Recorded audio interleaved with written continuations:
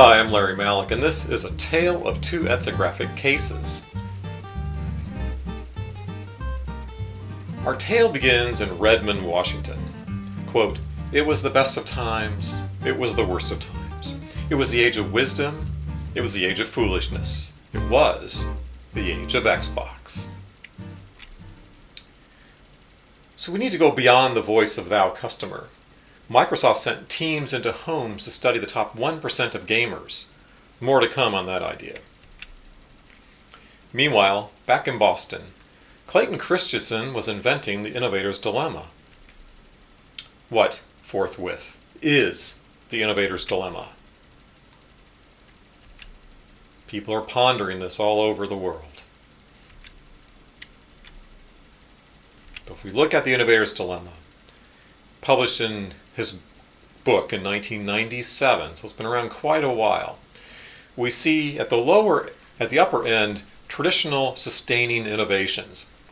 Something that's even more complicated becomes even more complicated with more features, bells and whistles.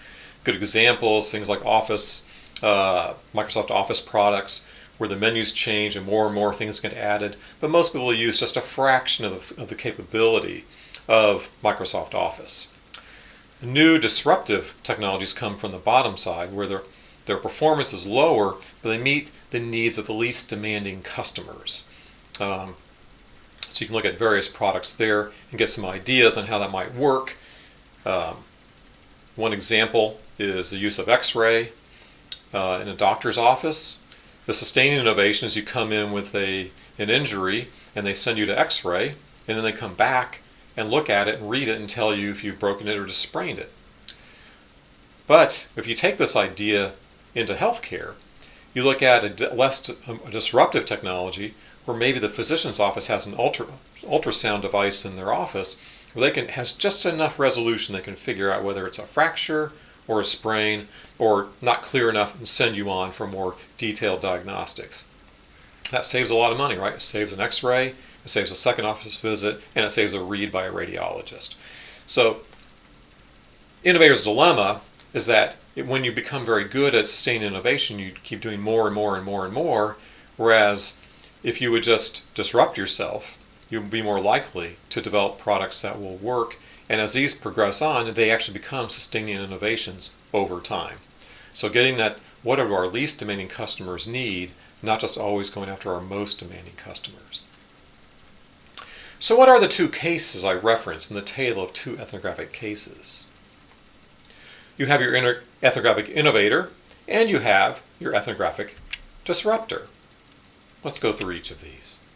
What is an ethnographic innovator?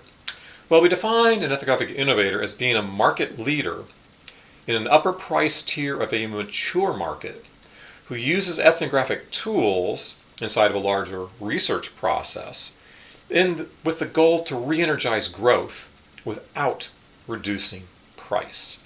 Remember that. That actually exists in conflict with something we just talked about, the innovator's dilemma. So what's an ethnographic disruptor?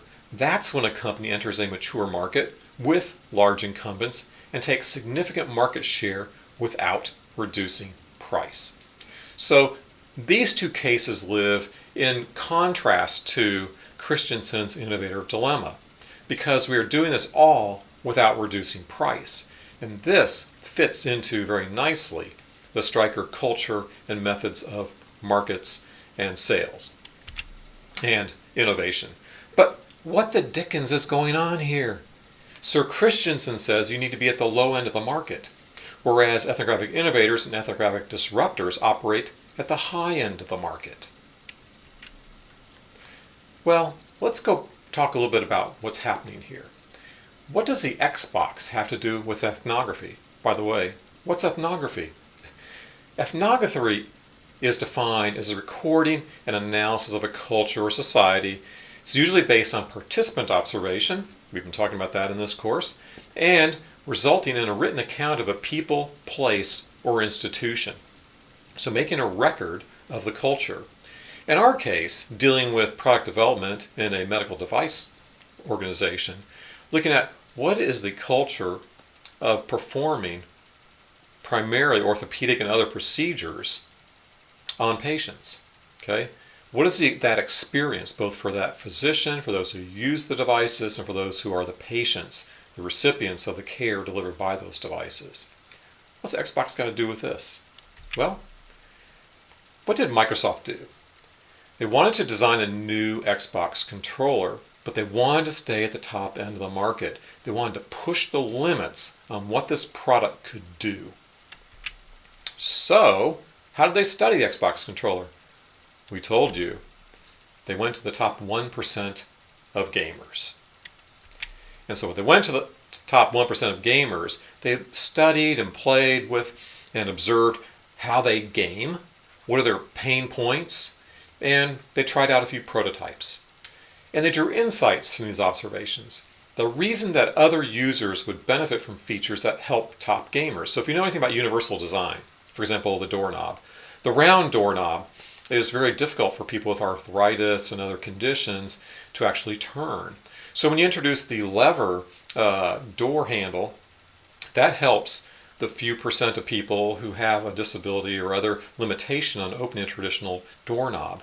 But what it does, if you're carrying a sack of groceries and you want to lean down with your elbow to open it, the rest of us can do that too. So it doesn't interfere with what the rest of society does. It helps those who have that need, but it makes it even easier for those of us who do not have that specific need. That's called universal design, and Don Norman addresses that in a lot of his work. So Microsoft didn't survey or have Microsoft engineers conjecture what would be best. They went out and basically lived with or played with the top 1% of gamers to figure out this Xbox controller's design. So the Xbox controller went up market. Previous controllers were $40 to $70. This thing launched at $150. This was not your innovator's dilemma. Our tale continues in South Korea. Since its invention, the TVs pretty much looked like this, right? Only recently, in the past decade or so, has it started looking a little different. Samsung hired designers, as you note in the footnote there, about 1,300 of them, and they went into homes. They made some insights, again, similar to how Microsoft did observing gamers. They were observing the role of the television in the home. And they found a few things there. One, it was off more than it was on. And second, it was viewed as a piece of furniture. Observing this photo, it kind of fits in with everything else. And the question was, why was it still so ugly? What can we do to make this better? And so, as you read, Samsung used these insights and perfected the flat panel TV using a variety of engineering materials and really pushing the suppliers in the system so they could get to their design specs, even though the existing materials wouldn't allow that. So they really used a lot of their design techniques and engineering to produce and perfect a flat panel television. Since then, Samsung has pushed further. From that insight of TV is not just furniture, it should be art. Well, basically they developed a television that hangs on the wall like a painting or a piece of artwork, and you can select different types of digital art to project inside that television set. So when it's off, it goes to this photo or print and art piece, and when it's on, it's showing your favorite programs. So they really took that insight and made it into their, designed it into their products. So let's enter the ethnographic disruptor. Samsung CEO. Samsung went from being a knockoff contract manufacturer to the largest player in television for 12 years straight. They used to make the cheap contract manufacturer for a variety of different vendors out there in stores. Now, in the luxury TV categories, they hold 20% and even larger market share. They did this without dropping prices below market levels, and they maintained their stronghold on expensive units. So again, not your innovator's dilemma. They stayed up at the top end of the market and became an ethnographic disruptor. So the plot thickens. We send the competitors to the gallows. The ethnographic innovator wanted, as in Microsoft, wanted a better controller. They had better learnings needed. It was not a survey or conjecture by their engineers. They did an ethnographic study of the top 1% of gamers, but the 99% would benefit as well. They went up market in pricing. The ethnographic disruptor we showed you, Samsung, was a lonely contract manufacturer of TVs. It was a commodity, design an afterthought. Leadership came in, they hired many designers. They studied the role of the TV in the home, and the insight was, it's off more than it's on, it's a piece of furniture. So, design to that end. What does that give us? As you saw, turn into a piece of art when it's off. They captured the high end of the market with that move.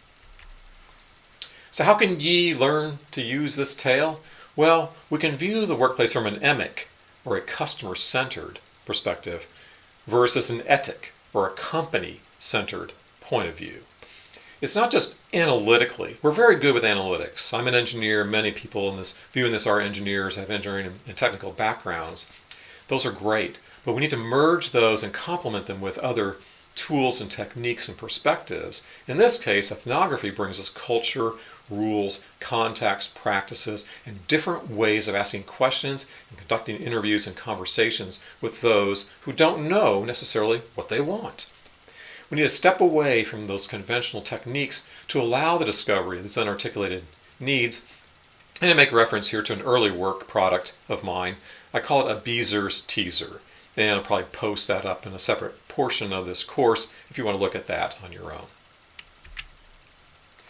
So I see a beautiful city and a brilliant people rising from this abyss because they have the insights to use these techniques. Thank you.